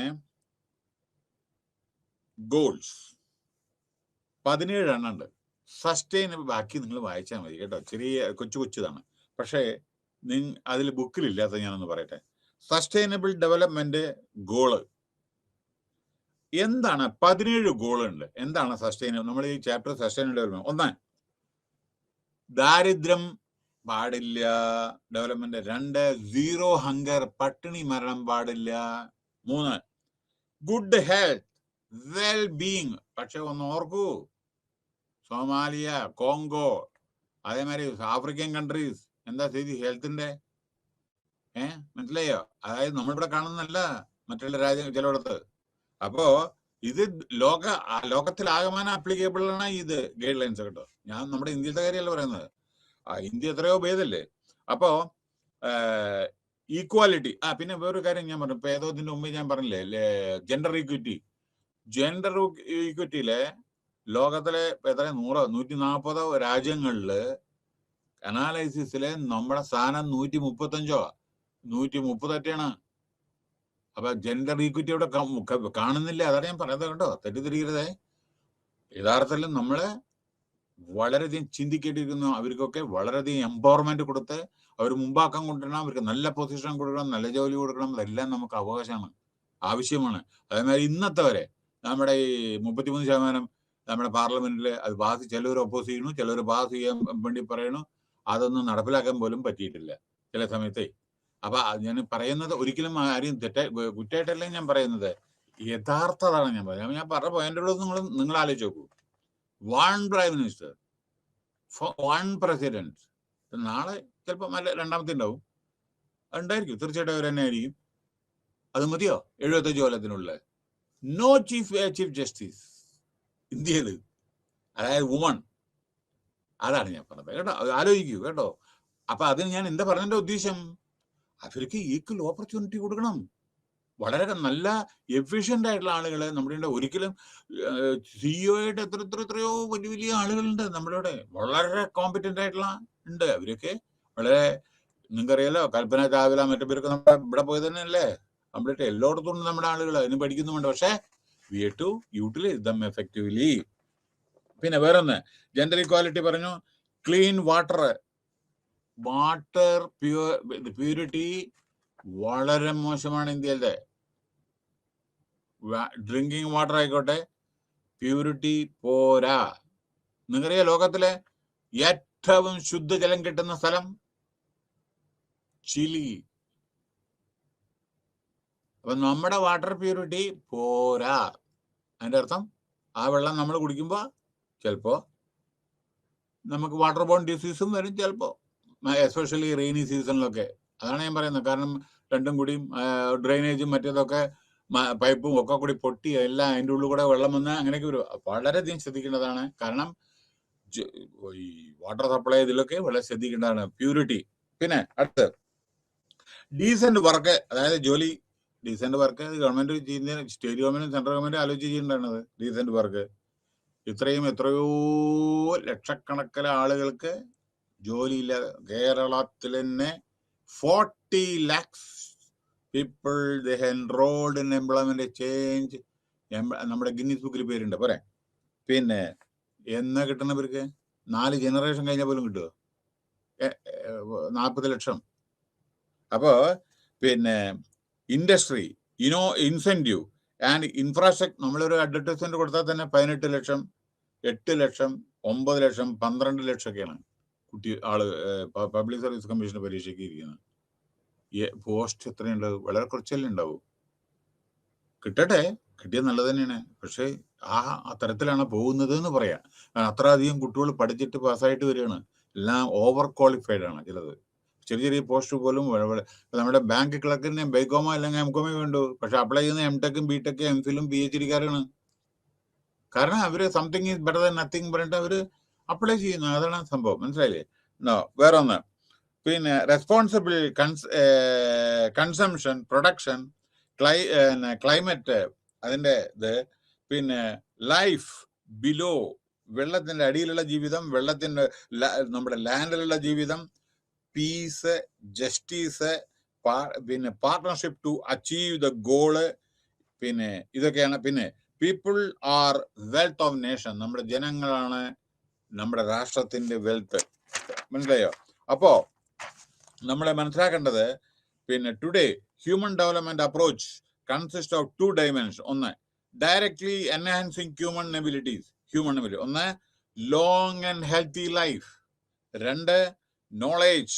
3, പിന്നെ standard of living, decent standard of living, അതായത് ജീവിക്കാനുള്ള വക നമ്മുടെ വിദ്യാഭ്യാസ യോഗ്യതയ്ക്ക് അനുസരിച്ചിട്ട്. പിന്നെ creating condition for human development, അതിനെ പറ്റിയിട്ട് പാർട്ടിസിപ്പേഷൻ ഇൻ പൊളിറ്റിക്കൽ ആൻഡ് എല്ലാം കമ്മ്യൂണിറ്റി ലൈഫ്. അതേമാതിരി എൻവയോൺമെന്റൽ സസ്റ്റൈനബിലിറ്റി പറഞ്ഞു. ഹ്യൂമൻ സെക്യൂരിറ്റി, ജനങ്ങളുടെ security, job security and gender equality പറഞ്ഞു കഴിഞ്ഞു. അപ്പോൾ ഇതാണ്. പിന്നെ വേറൊന്ന്, sustainable human development, new international economic order. പിന്നെ അടുത്തത് പറയാനുള്ളത്, the concept of sustainable development expanded its ambit from environmental protection to harmonization this of economic activities and social development. Sustainable human development relies upon ethics and cooperation between government and citizens to resolve persistent problem. ഓരോരുത്തർക്ക് problems ഉണ്ട്, അതെല്ലാം ഓരോന്ന് മാറണം. പിന്നെ particularly relating to poverty.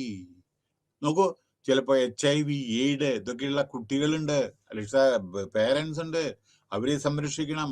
ജോലി, unemployment problem solve ചെയ്യണം. Health, WHO is playing a role, international labour organisation, UNICEF, UNDP, അങ്ങനെയൊക്കെ ജനസേവനത്തിന് വേണ്ടിയിട്ടാണ് ഇവരൊക്കെ. പോവർട്ടി, പല രാജ്യങ്ങളിലും പോവർട്ടി ഉള്ള രാജ്യങ്ങളുണ്ട്, ഭക്ഷണം പോലും കഴിക്കാൻ ഇല്ലാതെ. നമ്മുടെ ഈവൻ റഷ്യ ബ്രെഡ് കിട്ടാതെ എന്താ അവിടെ നടന്നതെന്ന് നിങ്ങൾക്കറിയാം, കുറച്ച് കൊല്ലങ്ങൾക്ക് മുമ്പേ റഷ്യ. അപ്പോ ഇത്ര വലിയ രാജ്യം. അപ്പൊ ഹ്യൂമൻ ഇൻസെക്യൂരിറ്റി, ചിലപ്പോൾ insecurity, it provide a framework to receive development assistance as well as initiative global endeavours to ensure decent standard life ഞാൻ പറഞ്ഞു. അപ്പൊ സസ്റ്റൈനബിൾ ഹ്യൂമൻ ഡെവലപ്മെന്റിനെ പറ്റിയിട്ട് പറഞ്ഞു. ഇതിനെല്ലാം ഞാൻ പറഞ്ഞു. Okay, next 12, transparency and accountability. Transparency അറിയാലോ, സത്യസന്ധത, ഇന്റഗ്രിറ്റി, എല്ലാ കാര്യം ചെയ്യുന്നതിൽ ഉണ്ടെങ്കിൽ നമുക്ക് അത്ര പേടിക്കാനൊന്നുമില്ല. മനസ്സിലായില്ലേ? അതില്ലാത്തതുകൊണ്ടാണ് പേടിക്കാൻ. മനസ്സിലായില്ലേ? നമ്മുടെ എന്താണ് സംഭവം എന്ന് വെച്ചാൽ, ഇപ്പൊ ഗവൺമെന്റ് ജോബിലൊക്കെ ചില സമയത്ത് ഒരു പിയൂണോ അവൻ എന്തെങ്കിലും 10 റുപ്യ 50 റുപ്യ കൈക്കൂലി എന്തെങ്കിലും വാങ്ങി അവനെ പിടിക്കും. നേരെ മറിച്ച് 50 കോടി 60 കോടി 100 കോടിയൊക്കെ കട്ടവന് അവിടെ തന്നെ നിൽക്കും. അവന് യാതൊരു പ്രശ്നമില്ല. അങ്ങനെയൊക്കെയുണ്ട്. അപ്പോൾ transparency and accountability is essential. നമ്മൾ ജോലി ചെയ്യുമ്പോൾ അക്കൗണ്ടബിലിറ്റി വേണം. ചില സമയത്തെ എന്തിനാണ് നമ്മൾ എന്താണ് ജോലിയുടെ ഓരോന്നിനും അക്കൗണ്ടബിൾ ആയിരിക്കണം. അതല്ലെങ്കിൽ പനർത്ഥം. Need for transparency and accountability, operation of transparency same ആണ്. So introduction, അതായത് നമ്മൾ unit 12 transparency and accountability, the changing scenario of the globalised world has increase. അപ്പോഴേ ലോകം വികസിച്ചുകൊണ്ടിരിക്കുകയാണ്, ജനങ്ങളുടെ ആവശ്യങ്ങൾ കൂടിക്കൊണ്ടിരിക്കുകയാണ്, എക്സ്പെക്ടേഷൻ കൂടിക്കൊണ്ടിരിക്കുകയാണ്, ക്വാളിറ്റി ഇമ്പ്രൂവ് ചെയ്തുകൊണ്ടിരിക്കുകയാണ്, standard of goods and service improve ചെയ്തുകൊണ്ടിരിക്കുകയാണ്. സർവീസ് പ്രൊവൈഡേഴ്സ്, നിങ്ങൾ കോവിഡ് ടൈമിൽ നിങ്ങൾ കണ്ടോ ഓൺലൈൻ ബുക്കിങ്ങും വീട്ടിലെ സാധനങ്ങൾ കൊണ്ടുവരുന്നതൊക്കെ കണ്ടിട്ടുണ്ടല്ലോ. സർവീസ് പ്രൊവൈഡേഴ്സ്, കോർപ്പറേറ്റ് ജയൻസ്, അറിയില്ലേ, കമ്പനികൾ വളർന്ന് പന്തലിച്ച് വരുന്നു. വലിയ വലിയ കമ്പനികൾ, ചില സെൻട്രൽ ഗവൺമെന്റ് പബ്ലിക് സെക്ടറിന്റെ പ്രൈവറ്റ് എടുക്കണു. പിന്നെ moulded themselves according to the changing, ആളുകളുടെ ആവശ്യത്തിന് വേണ്ടിയിട്ടാണ് ഇതൊക്കെ എന്ന് പറയുന്നു. നമുക്കറിയില്ല. Of the people and attempted to meet the customers. ഇതിൽ വേറൊരു കാര്യമുണ്ട്. ഗവൺമെന്റിന് ചിലപ്പോൾ ഡൈവേഴ്സിഫിക്കേഷനിൽ പൈസ ഉണ്ടാവില്ല. ഇപ്പൊ നാഷണൽ ടെക്സ്റ്റൈൽ കോർപ്പറേഷനില് പുരാതന ജാമ്പുവിന്റെ കാലത്തുള്ള ഇതില്ലേ, ചർക്കയിലെ നൂല് നൂക്കുന്ന ക്ലോത്ത് ഒക്കെയാണ് നമ്മുടെ ഉണ്ടായിരുന്നത്. അത് പറ്റും. ഇപ്പോ പുതിയ മെഷീനറി വേണം, അതിന് കാശ് വേണ്ടേ? വലിയ വലിയ ടെക്സ്റ്റൈൽ മിൽസ് ഒക്കെയാണ്. അപ്പൊ അത് പുതിയ മെഷീനറി വരണ സമയത്ത് അതിനത്ര കോടിക്കണക്കിന് രൂപ ചെലവുണ്ട്. HMDക്ക് എന്താ പറ്റി? അതേമാതിരി തന്നെയാണ് ITI. അവരുടെ കമ്മ്യൂണിക്കേഷൻ ടോട്ടൽ ഇതിന് കംപ്ലീറ്റ് റെവല്യൂഷൻ. ആ സമയത്ത് എല്ലാ എക്യുപ്മെന്റ് എല്ലാം വന്നു. വാച്ച്, HMD വാച്ച്, അത് ടൈറ്റാൻ എടുത്തു. കാരണം HMDക്ക് പൈസ അത്ര ഇല്ല ഇത് ചെയ്യാൻ. ട്രാൻസ്പെറൻസി, കേട്ടോ, ട്രാൻസ്പെറൻസി. അപ്പോ പക്ഷെ ഒരു കാര്യം, നിങ്ങൾ എവിടെയും വീക്കായാൽ മറ്റൊരു കാര്യപ്രാപ്തി എടുക്കുക. അത് ഓർക്കണേ. ഈ ബിസിനസ്സില് if you are very weak, പറയട്ടെ ഉദാഹരണം, അംബാസഡർ കാറ്, നമ്മുടെ ഇന്ത്യയിൽ മുഴുവൻ അംബാസഡർ കാറല്ലേ പണ്ടുണ്ടായിരുന്നത്. എന്തുകൊണ്ടത് വീക്ക്, അതായത് തകർന്ന തരിപ്പണമായത്? ഒരൊറ്റ brand, no research and development, no investment. ബിർളയുടെ കൽക്കട്ടയിലെ അതേ ഇത്, ഒരേ മോഡല്, നല്ല ബോഡി പിന്നെ, പക്ഷേ അതിന്റെ ഒരു R&D ആക്ടിവിറ്റീസും ഇല്ല, പുതിയ മോഡലും വന്നില്ല, ഒന്നും വന്നില്ല. മാക്സിമം എന്തോ ഡീസലിന്റെയും പെട്രോളിന്റെയും എന്തോ വന്നു. അപ്പോഴേക്കാണ് മാരുതി വന്ന് അവരങ്ങോട്ട് ഇറക്കാൻ തുടങ്ങി. അതിൻ്റെ ഇടയിൽ മറ്റുള്ള കമ്പനി ഇന്ന് റോഡിൽ നോക്കിയാൽ അറിയാൻ നിങ്ങൾക്ക് എന്താണ്. ഒരൊറ്റ അംബാസഡർ കാർഡ് കാണോ? വളരെ വിരളം. പക്ഷേ ഒരു കാലത്ത് എന്തായിരുന്നു, നമ്മുടെ പ്രധാനമന്ത്രി പോലും അംബാസഡർ കാറിലാണ് വന്നിട്ട് നാഷണൽ ഫ്ലാഗ് ഹോസ്റ്റിംഗ് ഒക്കെ ചെയ്തിരുന്നത്.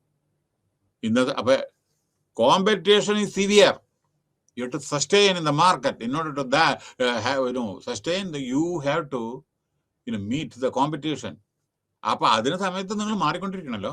സോ ദ മെയിൻ, ജനങ്ങളുടെ സാറ്റിസ്ഫാക്ഷൻ, ആവശ്യങ്ങൾ കൂടുകയാണ്. ചിലപ്പോൾ നീക്കുള്ളൂ മാരുതി കാറ്, ഞാനൊരു ചെറിയ ഉദാഹരണം പറയാം, ഇപ്പൊ സമയത്തിന്റെ അഭാവം കൊണ്ടാണ്. മാരുതി കാറ് 800 ഇറങ്ങിയ സമയത്ത് വളരെ ഡിമാൻഡ് ഉണ്ടായിരുന്നു. ഓരോരുത്തർ ഗിഫ്റ്റ്, കല്യാണത്തിന് നോർത്ത് ഇന്ത്യയിലൊക്കെ ഞാൻ കണ്ടിട്ടുണ്ട്. മാരേജിന് ഒരു മാരുതി കാർ 800, അന്ന് 800 ഉള്ളൂ, മാരുതി 800. ഇപ്പോഴത്തെ മാരുതി അല്ലേ. ഞാൻ ഒരു രണ്ട് ഡിക്കേഡിന് മുമ്പേത്തെ കാര്യമാണ് ഞാൻ പറയുന്നത്. അത് ഓരോരുത്തരും ഈ കല്യാണത്തിന് ഗിഫ്റ്റ് ഇതൊക്കെ, കാരണം അത്ര അധികം പൈസ ഉണ്ടായിരുന്നില്ല അതിന്, കേട്ടാ. പക്ഷേ പിന്നീടാണ് മനസ്സിലായത്, ഇത് ഡ്രൈവ് ചെയ്യണ സമയത്ത് ഹൈറ്റ്, നമ്മൾ ചില എസ്പെഷ്യലി നമ്മുടെ പഞ്ചാബിലൊക്കെ ചിലപ്പോൾ ടർബൻ ഒക്കെ ഉണ്ടല്ലോ, ചില സമയത്ത് അല്ലെങ്കിൽ ഉയർന്ന ഒരാളുകൾ അവരുടെ തല ടച്ച് ചെയ്യും. എന്നുവെച്ചാൽ ഈ 800 ഇപ്പോൾ ഞാൻ ഇരിക്കുമ്പോൾ തന്നെ ചിലപ്പോൾ എൻ്റെ കാറിൽ 800 ഉണ്ടായിരുന്നു, എനിക്ക് തലമുട്ടുമായിരുന്നു. അപ്പൊ എന്ത് ചെയ്യും, ഈ ഇൻകൺവീനിയൻസ് കണ്ട അവരതിന് പിന്നെ അത് വേറൊരു ഡിസൈൻ വന്നു. മനസ്സിലായോ? അപ്പൊ ജനങ്ങളുടെ നീഡ് അനുസരിച്ചിട്ടാണ് ഓരോരോ മോഡൽ വരണത്. മനസ്സിലായോ? അപ്പോൾ അവരുടെ സാറ്റിസ്ഫാക്ഷൻ. അപ്പൊ ഇവിടെ accountability, transparency and participation started gaining ground in the governance. So പറഞ്ഞു, കൂടുതൽ ഞാൻ ഇത് പറയുന്നില്ല. അക്കൗണ്ട് പറഞ്ഞു കഴിഞ്ഞു, ട്രാൻസ്പെറൻസി പറഞ്ഞു കഴിഞ്ഞു, expansion of government role. Government role പണ്ടത്തെ റോളല്ല. ബ്യൂറോക്രാറ്റിക് അപ്രോച്ച് പറ്റില്ല, ലൈസൻസ് രാജ് പറ്റില്ല. ജനങ്ങളുടെ സേവനമാണ് അത്യാവശ്യം. അപ്പൊ അതുകൊണ്ട് പണ്ടത്തെ ഒരു ആപ്ലിക്കേഷൻ അയച്ചിട്ടുണ്ടെങ്കിൽ 2.5 കൊല്ലം കഴിഞ്ഞ് 3 കൊല്ലം കഴിഞ്ഞിട്ട് അതിന് മറുപടി വരുന്നില്ലേ, അത് പറ്റില്ല. On the spot. ഇപ്പൊ നിങ്ങൾ പ്രധാനമന്ത്രിക്കായാലും ശരി, പ്രസിഡന്റ് ഒരു ലെറ്റർ അയച്ചു നോക്കും നിങ്ങൾ, അല്ലെങ്കിൽ എന്തെങ്കിലും ഒരു കാര്യത്തിന് ഒരു സെക്രട്ടറി മറുപടി പെട്ടെന്ന് അയക്കും. If it is justifiable or what or ഇത് കേട്ടോ. കാരണം communication developed like anything. And concept of delegated legislation. പിന്നെ ഇവിടെ പ്രധാനപ്പെട്ട ഒരു കാര്യം, സെൻട്രലൈസേഷൻ എല്ലായിടത്തും നല്ലതല്ല. പക്ഷെ ചിലയിടത്ത് വേണമെങ്കിൽ കേട്ടോ സെൻട്രലൈസേഷൻ. പക്ഷേ പവർ ഡെലിഗേറ്റ് ചെയ്യണം മറ്റുള്ളവർക്ക്. അപ്പൊ നോക്കോളൂ, ഒരു ചെയർമാൻ ചീഫ് എക്സിക്യൂട്ടീവ് വിചാരിക്കുക, എല്ലാ അധികാരം അയാളുടെ കയ്യിലാണ് വെച്ചാൽ എങ്ങനെ പിന്നെ എല്ലാ പേപ്പറും അയാളുടെ അടുത്ത് പോയില്ലേ സൈൻ ചെയ്യാൻ? അയാൾക്ക് സൈൻ ചെയ്യാനുള്ള ചെക്ക് സൈൻ ചെയ്യാൻ സിഇഒന് മാത്രമാണ് അധികാരമുള്ളൂ വിചാരിക്കുക. എന്തായിരിക്കും സ്ഥിതി അറിയാമോ നിങ്ങൾക്ക്? അനവധി ഡീക്കേഡ്സ്, കുറെ ഡീക്കേഡ്, 3-4 ഡീക്കേഡേക്കോ ബോംബെയിൽ വർക്ക് ചെയ്യുന്ന സമയത്ത് അവിടെ നേവൽ ടാറ്റ അയാളെ ലോകസഭ എലക്ഷൻ തന്നു. നേവൽ ടാറ്റ ആ സമയത്ത് അയാളുടെ നമ്മുടെ JRD ടാറ്റ പറയാണ്ടായി, നീ ഓഫീസിൽ ചെന്ന രാവിലെ ചെക്ക് സൈൻ ചെയ്യാൻ തുടങ്ങിയ വൈകുന്നേരം 8 മണി വരെ ഇരുന്ന ചെക്ക് സൈൻ ചെയ്ത് കഴിഞ്ഞിട്ടുണ്ടാവില്ല. അത്ര തിരക്കുള്ളപ്പോൾ നീ എങ്ങനെ ഇലക്ഷൻ നിൽക്കണം ചോദിച്ചിട്ടുണ്ടാവും. അപ്പോ എന്താ അവിടെ ചെയ്യേണ്ടത്? ഡെലിഗേഷൻ. 1 ലക്ഷം വരെ അക്കൗണ്ട്സ് ഓഫീസറും മറ്റുള്ളവർക്കും ചെയ്യാം. അപ്പോൾ 5 ലക്ഷം വരെ ഇന്നാളും കൂടി, അതിന് മീതെ ഇന്നാള്, അല്ലെങ്കിൽ 20 ലക്ഷത്തിന് മീതെ, അല്ലെങ്കിൽ 10 ലക്ഷം 15 ലക്ഷത്തിന് മീതെ ആരാണ് ചീഫ് എക്സിക്യൂട്ടീവോ ചെയർമാനോ അവർ തമ്മിൽ അങ്ങനെ ഡെലിഗേറ്റ് ചെയ്താൽ കുറെ വർക്ക് ചെയ്യാം. ഡെലിഗേഷൻ ആവശ്യമാണ്. അപ്പൊ നമ്മുടെ ഇപ്പൊ പല ഡെലിഗേഷൻ നടക്കുന്നുണ്ട്. നമ്മുടെ ഇപ്പൊ ഇലക്ഷൻ കമ്മീഷണർ ഉണ്ട്, അവരുടെ കീഴിൽ സ്റ്റേറ്റ് ഇലക്ഷൻ കമ്മീഷൻ ഉണ്ട്, ഇലക്ടറൽ ഓഫീസേഴ്സ് ഉണ്ട്, ഓരോരുത്തർക്കും ഓരോ ഡെലിഗേഷൻ കൊടുത്തിട്ടുണ്ട്. അതേമാതിരി ഇപ്പൊ നോക്കൂ, വേറൊരു കാര്യം, നമ്മുടെ DIG ഉണ്ട്, IG ഉണ്ട്, ഓരോരുത്തർക്ക് ഓരോ പവർ ഉണ്ട്, ഓരോരോ പരിധിയുണ്ട്. പാസ്പോർട്ട് ഓഫീസർക്ക് അയാൾക്കൊരു പരിധിയുണ്ട്. അപ്പൊ അതിനൊക്കെ പവർ അത് വേണം, എന്നാലാണ്. പിന്നെ ചെക്ക് കറപ്ഷൻ നമ്മളെ അതാണ്. പിന്നെ വേറെ നിങ്ങളോട് പറയാനുള്ള ഒരു കാര്യം, ബാക്കിയൊക്കെ നിങ്ങൾ വായിക്കും. പൊളിറ്റിക്സ് ഒക്കെ എന്താ ഞാൻ പറയേണ്ട ആവശ്യമൊന്നും, ഞാൻ I don't want to talk about that. Bureaucrat politics and രാഷ്ട്രീയ പ്രവർത്തകരും ബ്യൂറോക്രാറ്റും തമ്മിലുള്ള അലയൻസ് പറയണ്ടല്ലോ, അത് നിങ്ങളോട് പറയണ്ടല്ലോ. രാഷ്ട്രീയ പ്രവർത്തകരും ബ്യൂറോക്രാറ്റും തമ്മിലുള്ള അടുപ്പം പറയില്ല. അടുത്തത് check corruption and corrupt practice. നമ്മൾ എത്ര കഷ്ടപ്പെട്ട് നമ്മുടെ ഏജൻസി ഉണ്ടെങ്കിൽ ശരി, നമ്മുടെ കറപ്ഷന് ഒരു ശമനവും ഇല്ല കേട്ടോ. ലോക റാങ്കിങ്ങിലെ ഇന്ത്യ വളരെ പൂറായിട്ടുള്ള ഒരു ഇതാണ്. പാകിസ്ഥാന്റെ ഒക്കെ അടുത്താണ് ഇന്ത്യ. ബംഗ്ലാദേശ് നമ്മളെക്കാളും ഇതാണ്. എൻ്റെ ഒരു എക്സാക്ട് ഡീറ്റെയിൽ ഞാൻ പറയുന്നില്ല. വളരെ നമ്മളെ ഇമ്പ്രൂവ്മെന്റ് ചെയ്യേണ്ടിയിരിക്കുന്നു കറപ്ഷനിൽ. Eradication of corruption. എത്ര ഏജന്റ് ഉണ്ടെങ്കിലും കറപ്ഷൻ വേണ്ട അത്ര നടക്കണം. ഇലക്ഷൻ നോക്കൂ, എന്താ ചെയ്യുന്നത് നോക്കൂ, ഓരോരുത്തരുടെ ഒക്കെ അത് കറപ്ഷനല്ലേ. 5 ലക്ഷം നിങ്ങളോട് ചെലവഴിക്കാൻ പറഞ്ഞാൽ 5 കോടിയാണ് ചെലവഴിക്കുന്നത്. അതാ ഇവിടുന്ന് കിട്ടുന്ന കാശ് അക്കൗണ്ട് കൊടുക്കുന്നുണ്ട്. അപ്പൊ അങ്ങനെ പലതും PWD ആയിക്കോട്ടെ, വേറെ എന്തെങ്കിലും നാഷണൽ ഹൈവേ കൺസ്ട്രക്ഷൻ ഒക്കെ. പക്ഷെ അതൊക്കെ നമ്മൾ കൺട്രോൾ ചെയ്യണം. കാരണം എന്താ പറയുക, ഇത് ജനങ്ങൾക്ക് നമുക്കത് കൊടുത്താൽ രാഷ്ട്രത്തിന്റെ ഡെവലപ്മെന്റ് ഉണ്ടാവും. അല്ലെങ്കിൽ ഒരാളുടെ പോക്കറ്റ് മാത്രം അവൻ തന്നെ പണക്കാരനാവും, അതല്ലാതെ ഒരു പ്രയോജനം ഉണ്ടാവില്ല. എന്തായാലും പിന്നെ അപ്പാത്തറ്റിക് നേച്ചർ ഓഫ് സിറ്റിസൺ. പിന്നെ ചിലവരുടെ കണ്ടീഷൻ വളരെ പരിതാപകരമാണ്. അതായത് വളരെ മോശമായിട്ടുള്ള, ഇപ്പോഴും ഇമ്പ്രൂവ്മെന്റ് ഇല്ല. അത് ഞാൻ പറഞ്ഞില്ല. ഞാൻ ഇപ്പോഴും ഞാൻ ഒരു കാര്യം ചോദിക്കട്ടെ, 30% 40% ഇന്നും പോവർട്ടിയിലാണ് ഇന്ത്യ. 30% അറ്റ്ലീസ്റ്റ് ഞാൻ പറയാം. They are poverty ridden people. ബാക്കി 70 ഉള്ളൂ നിങ്ങൾ 3 നേരം ഭക്ഷണം കഴിക്കുന്നവര്. അപ്പൊ 30%, ഞാൻ ഇതൊക്കെ പറയുന്നത് റിയാലിറ്റിയാണ് കേട്ടോ. അല്ലാണ്ട് ആരുടെ നമ്മൾ ഒരാളെ കുറ്റം പറയാനല്ല, ഒരു ഗവൺമെന്റിനെ ഒന്നിനും കുറ്റം പറയാനല്ല. ഞാൻ പറയുന്നത് ആക്യുറേറ്റ് ഫിഗേഴ്സ് ആണ് ഞാൻ പറയുന്നത് കേട്ടോ. അങ്ങനെ ഒരിക്കലും വിചാരിക്കരുത് നമ്മൾ ഒരാളെയും നമുക്ക് എതിരോ അങ്ങനെ ഒന്നല്ല. India is having at least nearly 30% പോവർട്ടിയിലുണ്ട് ആളുകള്. നിങ്ങൾ നോക്കൂ, ഒറീസയിലെ കാൽഹണ്ടി, മഹാരാഷ്ട്രയിലെ ഈസ്റ്റേൺ മഹാരാഷ്ട്ര, ജാർഖണ്ഡ്, ബീഹാർ. നിങ്ങൾ സിറ്റി നോക്കണ്ട, പറ്റണം സിറ്റി നോക്കണ്ട, മറ്റുള്ള സ്ഥലങ്ങൾ നോക്കൂ. ഇപ്പൊ വെസ്റ്റ് ബംഗാൾ, ആ മിഡ്നാപ്പൂർ ഏരിയ അവിടെ നിന്നുള്ള ആളുകളിലെ മറ്റുള്ള ജോലിക്കൊക്കെ വേണ്ടി ഒരു സ്ഥലത്ത് വരാൻ. അപ്പോൾ അവിടെ ജോലി ഇല്ലാത്തതുകൊണ്ടല്ലേ വരുന്നത്. അങ്ങനെ ഓരോരോ ഇതിലുണ്ട്. അപ്പം ഒരു സ്റ്റേറ്റിന്റെ കാര്യമല്ല പറഞ്ഞത്, എല്ലായിടത്തും ഉണ്ട്. അപ്പോൾ നമ്മളെ ഇതിന്ന് മുക്തി നേടിയിട്ടില്ല. അപ്പോൾ ഇവരുടെ നമ്മുടെ ചിലരുടെ കണ്ടീഷൻ അതേമാതിരി. അപ്പോൾ mechanism of transparency and accountability, പിന്നെ അപ്പം നമ്മുടെ നിയമം പ്രോപ്പറായിരിക്കണം, ഇംപ്ലിമെന്റ് ചെയ്യണം, എൻഫോഴ്സ് ചെയ്യണം. ഒരാൾക്കൊരു നിയമം, മറ്റൊരാൾക്ക് വേറൊരു നിയമം പാടില്ല കേട്ടോ. ഒരാൾക്കൊരു നിയമം, മറ്റുള്ളവർക്ക് വേറെ നിയമം പാടില്ല. നിയമം എല്ലാവർക്കും ബാധകമാണ്. ജുഡീഷ്യറി ഇംപാർഷ്യലായിട്ടും നമ്മൾ ഓരോന്നും വളരെ റെസ്പെക്ട് ചെയ്തിട്ടും ജുഡീഷ്യറി അത് റെസ്പെക്ട് ചെയ്യണം. നിയമങ്ങളെ എല്ലാവർക്കും ബാധകമാണ്. നമ്മൾ ലോ അബൈഡിങ് സിറ്റിസൺ ആയിരിക്കണം. ടാക്സ് കൊടുക്കാൻ പറഞ്ഞാൽ ടാക്സ് കൊടുക്കണം. അതൊക്കെ നമ്മുടെ രാജ്യത്തിന്റെ ഡെവലപ്മെന്റിന് വേണ്ടിയിട്ടാണ്. അത് നിങ്ങൾക്ക് കൊടുക്കണോ കൊടുക്കണ്ടതെന്ന് നിങ്ങളല്ല തീരുമാനിക്കേണ്ടത്. കൊടുക്കണം. മനസ്സിലായില്ലേ? പിന്നെ എക്സസൈസിങ് അപ്രോപ്രിയേറ്റ് അഡ്മിനിസ്ട്രേറ്റീവ് ഡിസ്ക്രിപ്ഷൻ. ചിലപ്പോൾ നമ്മൾ ഓരോരോ അഡ്മിനിസ്ട്രേറ്റീവ് ഡിസ്ക്രിപ്ഷൻ എടുക്കേണ്ടി വരും, ഇതേ ഓരോരോ ഡിസിഷൻ. പിന്നെ recommending new policy, proposing changes. പിന്നെ പോളിസി ഇടയ്ക്കിടയ്ക്ക് റൂൾ മാറിക്കൊണ്ടിരിക്കില്ലേ ചിലത്. ഒന്ന് നോക്കുക, നമ്മുടെ ഡിജിറ്റൽ ബാങ്ക് ട്രാൻസ്ഫർ, നമ്മുടെ മോഡിജി വന്നതിന് ശേഷം ബാങ്കിങ് ട്രാൻസാക്ഷൻസ് ഒക്കെ ഡിജിറ്റലായി, പോളിസീസ് മാറി, 5 day വീക്കായി ബാങ്കില്. അതേമാതിരി പല പല പല പല പുതിയ പോളിസീസ്, മോണിറ്ററി പോളിസി, റിസർവ് ബാങ്കിന്റെ ഗൈഡ് ലൈൻസ്, അങ്ങനെ പല വിധത്തിലുള്ള പോളിസീസ് അഡ്മിനിസ്ട്രേഷനിൽ വന്നില്ലേ. അങ്ങനെ പല ടാക്സ് സ്ട്രക്ചർ, GST, ഇതൊക്കെ പോളിസീസ് അല്ലേ ഗവൺമെന്റിന്റെ. Okay, no enhancing the confidence, ജനങ്ങളുടെ കോൺഫിഡൻസ് മേപ്പെട്ട് പോകണം. ആക്സസ് ടു ഇൻഫർമേഷൻ, അതാണ് റൈറ്റ് ഇൻഫർമേഷൻ. എന്താണ് ഗവൺമെന്റ് ചെയ്യുന്നത്, അത് റൈറ്റ് ഇൻഫർമേഷനിൽ നമുക്ക് കിട്ടും. ഫ്രീഡം ഓഫ് എക്സ്പ്രഷൻ, ജനങ്ങൾക്ക് സംസാരിക്കാനുള്ള അവകാശം ഫണ്ടമെന്റൽ റൈറ്റ് ആണ്.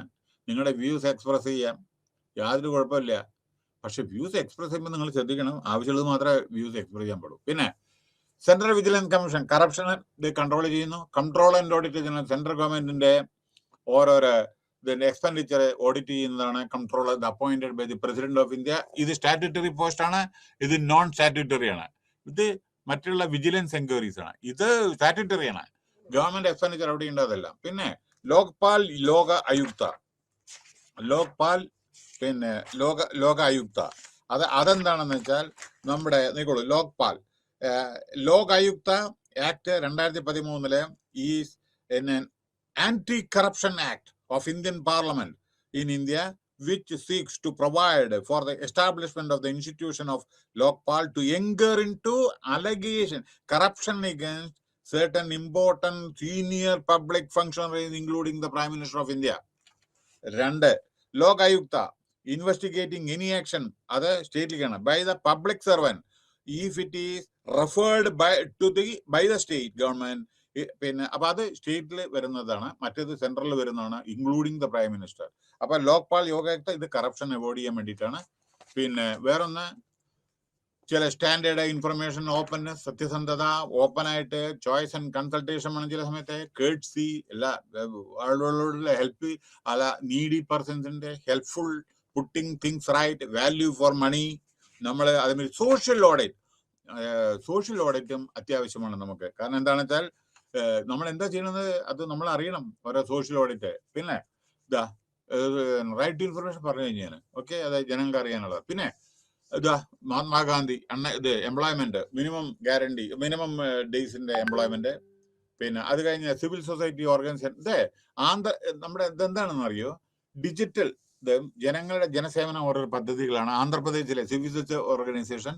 സൂചന ഏവം റോസ്ഗാർ, അത് ഡൽഹിയിലാണ്. അക്ഷയ കേരളത്തിലാണ്. സ്വാഗത് ഗുജറാത്തിലാണ്.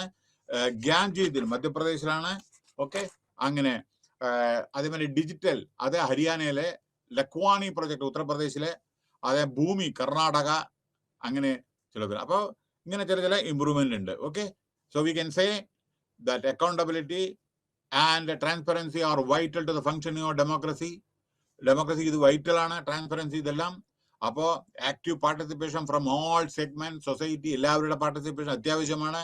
ആർബിട്രറി ആക്ഷൻസോ ഡിസിഷൻസോ പാടില്ല. പിന്നെ ഓക്കെ, ഇൻഫർമേഷൻ ഫ്ലോ പ്രോപ്പർ ആയിരിക്കണം. അങ്ങനെ it is hoped in the near future with more and more use of digitalisation വളരെയധികം നമുക്ക് ഉപയോഗപ്രദമാണ്. ഈസി കമ്മ്യൂണിക്കേഷൻ ആണ്. ഡിസിഷൻ ടേക്കിംഗ് വളരെ ഇതാണ്. ബേസിക് ഫെസിലിറ്റീസ് ഇമ്പ്രൂവ് ചെയ്തിട്ടുണ്ട്. അക്കൗണ്ടബിലിറ്റി കൂടിയിട്ടുണ്ട്. ട്രാൻസ്പെറൻസി കൂടിയിട്ടുണ്ട്. അങ്ങനെ ഇന്ത്യ വികസിച്ചുകൊണ്ടേയിരിക്കുന്നു. Thank you very much.